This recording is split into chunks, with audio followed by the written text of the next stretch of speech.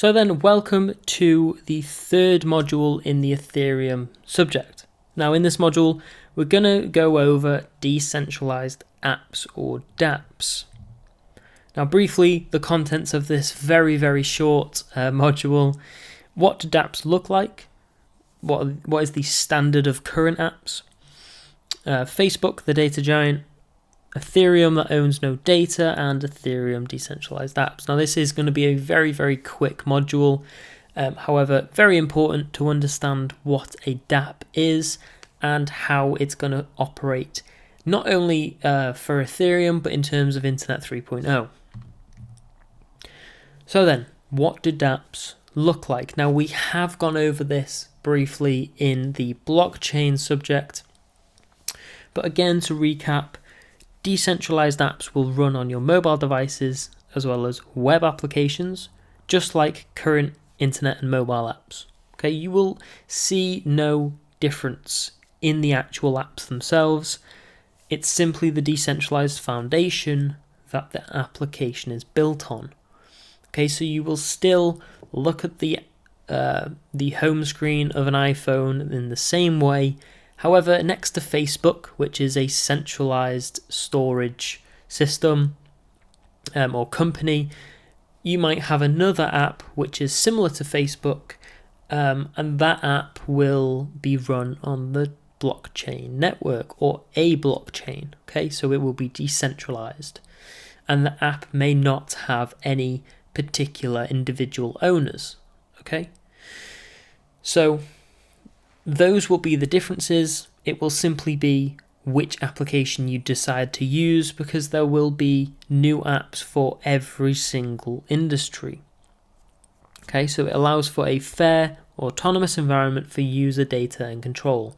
Now, at the moment, there's a lot of argument going on around Facebook and data control and data usage. However, if a new version of Facebook were to come out called something else, okay, and operates in the same way as Facebook does, then we may see a migration of users over to that platform because we will be able to control our data.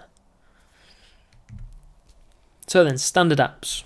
Again, an app is owned and operated by an organization. This gives the company control over its user data and complete authority over the app. Now again, in terms of authority over the app, a decentralized version of Facebook, okay, essentially has no owner. And because it has no owner, well, not necessarily, however, if the application has no owner, because we can have completely decentralized applications that are operated and improved by nodes on the network, okay, they operate similar to Bitcoin. Bitcoin has no actual owner, it's not a company. Bitcoin is just algorithmic code as an asset. Now we can have similar things in terms of applications too, where the nodes on the network actually uphold and maintain the application. Any changes go through, essentially we can think of it like a soft fork that just changes the protocols of the application. Okay, so we don't necessarily need a company to own an app like Facebook for it to operate like Facebook. Okay, so this is something really exciting in terms of decentralized apps. They could be owned by companies and the data can be stored decentralized, or the entire thing can be decentralized. So then Facebook, the data giant, just a nuance of information. As we know, Facebook stores its user data in centralized servers, and the nuance of information is Facebook generates about 1 million gigabytes of data per day. That's an incredible amount of data on people, on people like you and me, using the app, using different websites after we use the app. It's tracking us everywhere we go. So decentralized applications essentially won't do this unless we allow them to specifically. So then Ethereum owns no data. All app data is stored securely on the decentralized blockchain. Again, common themes with the whole cryptocurrency market is this decentralized value proposition. That is the next evolution in everything. So users will have control over their data and access to it. It's that simple. Now then, Ethereum Dapps can be written in any coding language by developers. This means it's incredibly versatile. Anyone who knows any kind of computer code can operate it on the Ethereum blockchain and continue to make the products and services that they used to make on the internet.